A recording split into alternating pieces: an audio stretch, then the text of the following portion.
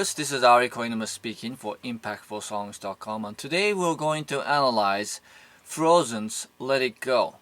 That's right, that song that everybody knows and every kid wants to sing along.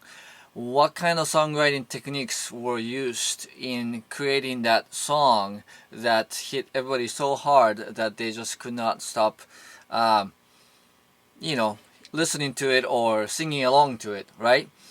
So, before I get to the main part of the analysis, I like to bring your attention to two themes that we're going to focus on with this analysis. One is the twists at the end of progressions. So we are going to focus on what they do with chord progressions, and particularly the twists, little variations that they do at the end of them to create interest in the song. And number two is the emotional focus of this song is defiance, right? The reason why the song resonated so well with a lot of people is that notion of breaking free from constraints and restraints, stop hiding yourself, stop being less than who you are, and just let it go, right? Be yourself. That message, that sense of defiance is being created with a particular harmonic move, and that is two major chords, one whole step apart.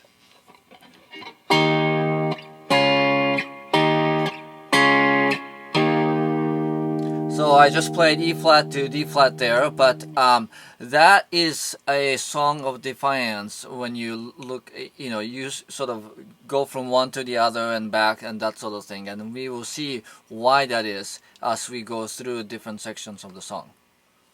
Okay, so first up is the introduction. The introduction is starts out with F minor and goes to D flat and E flat, and then that goes down to B flat. The whole song in the movie version, at least, is in the key of A flat and F minor.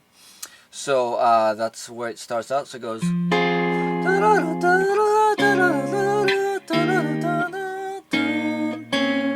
The last chord is B flat sus to B flat minor.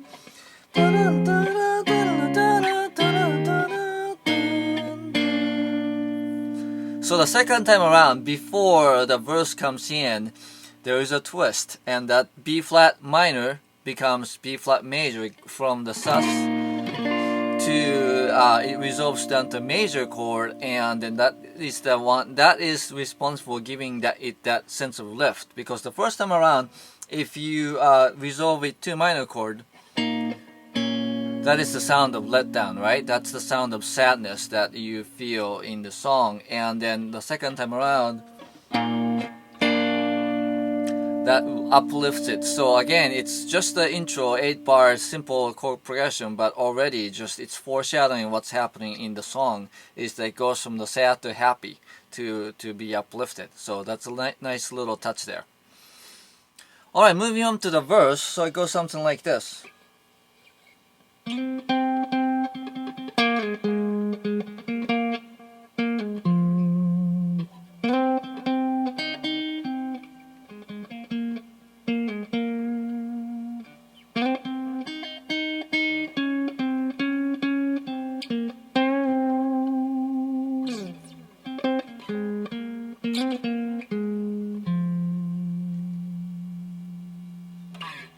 So what can we say about that melody there? Well, it's actually fairly uninteresting of a melody, right? It's a lot of same repeated notes.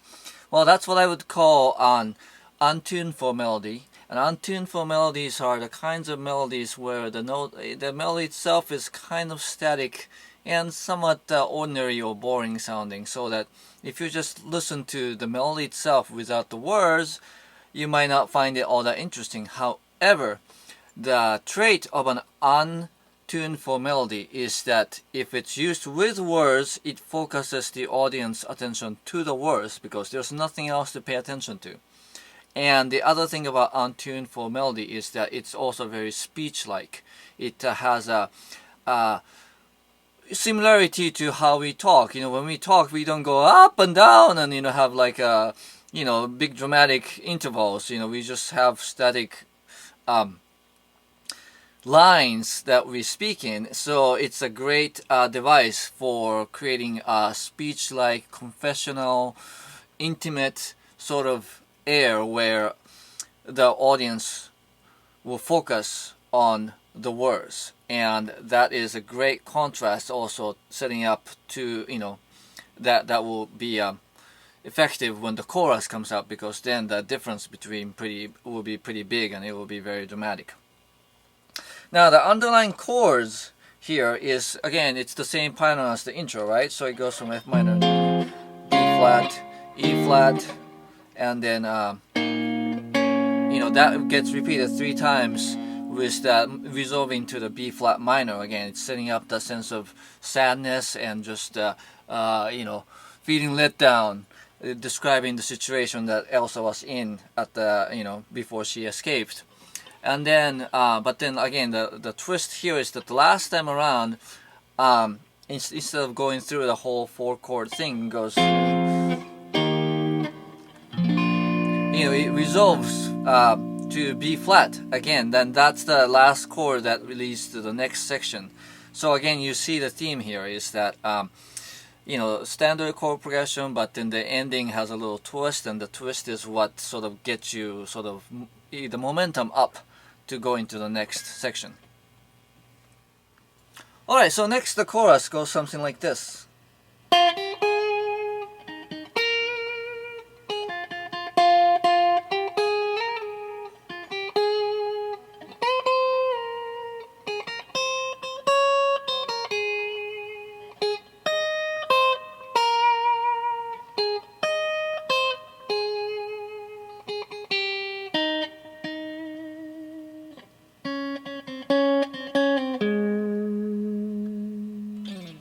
So compared to the untuneful melodies that came up, all of a sudden now here's a tuneful melody. I mean, you can just hum that without learning any of the words. It just sticks to your mind. And notice there are big jumps here. You know, that's a big fifth from E flat to B flat.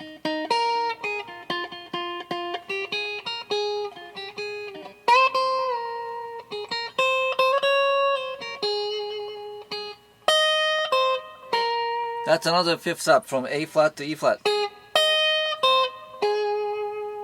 And then coming down the chord tone, E flat, C to A flat, right? So the chorus melody, big contrast with the verse. It has big jumps that is going up. You know, that creates that sense of uplift, that sense of buoyancy. You know, they're going, I'm taking off. You know, that is in because the melody is written to be that way. Now, underlying chords here, again, it's fairly standard here from A flat.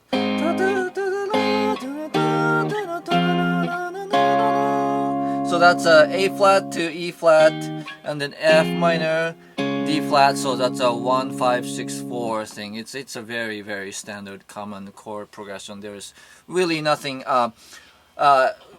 too noteworthy there, but you know, after repeating that 3 times, notice where it goes from there.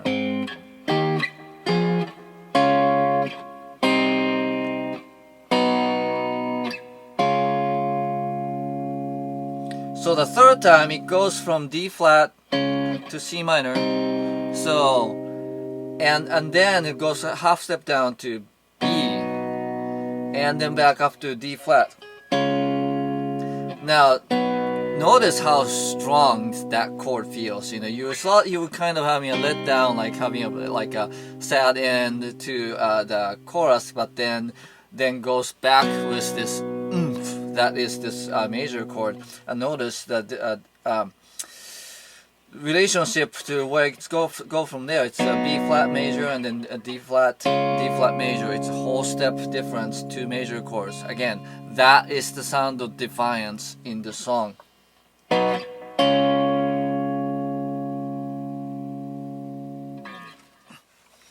Alright, jumping to the bridge next, which has the different chord progression. The second verse is more the variation to the first, a little shorter.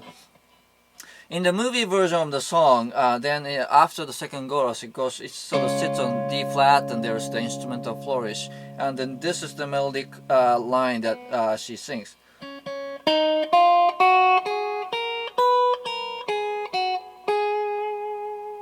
So although D flat is part of the main key of A flat and A F minor,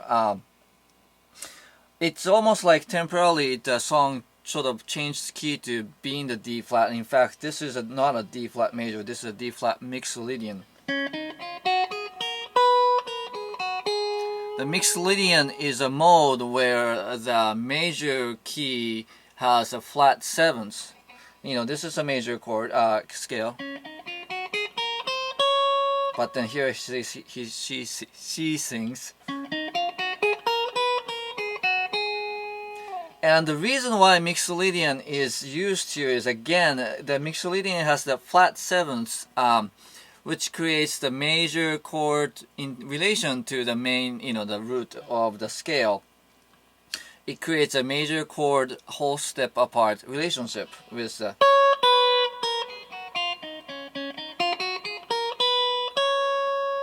You see how that sounds, has again a sense of defiance or just sense of strength compared to the, the more smoother major chord scale, right?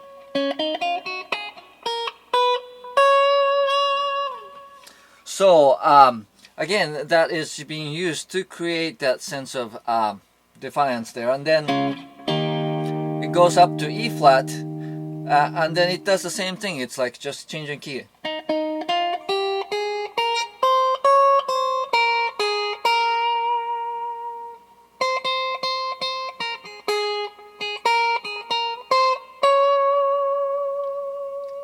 And then back to the chorus. But so again, this is a third occasion in which we are seeing, the major chords whole interval, whole step apart relationship being used to create the emotional focus that the song is trying to deliver.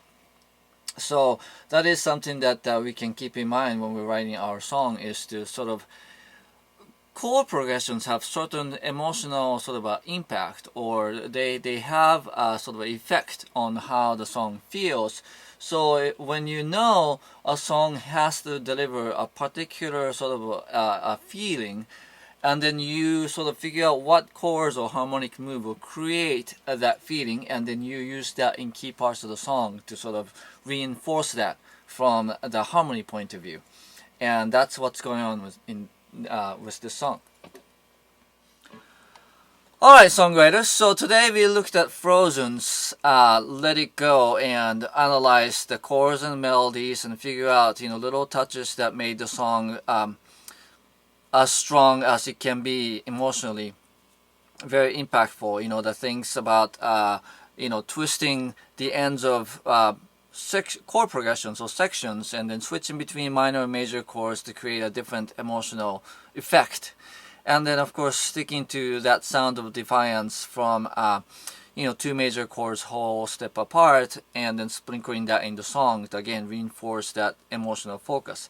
And those are both just great sort of songwriting approaches that we can apply to our own songs to create songs that are equally emotionally strong or impactful songs, if not quite as commercially successful as that one, but I think it's possible for us to write songs that are just as hard-hitting, just as strong in terms of hitting the audience in their heart. So we can learn from these techniques and approaches and then apply it to our own songwriting. So thank you for watching. If you enjoyed this analysis, please visit me at impactfulsongs.com. There are many more songs to analyze, and if you have any questions or comments or suggestions for other songs that you want me to analyze, please leave comments and or at YouTube or my website, and I'll definitely consider it. And then also please consider getting on my email list, and then you get some free music and exclusive content. So I look forward to chatting with you about more songwriting stuff. Thank you.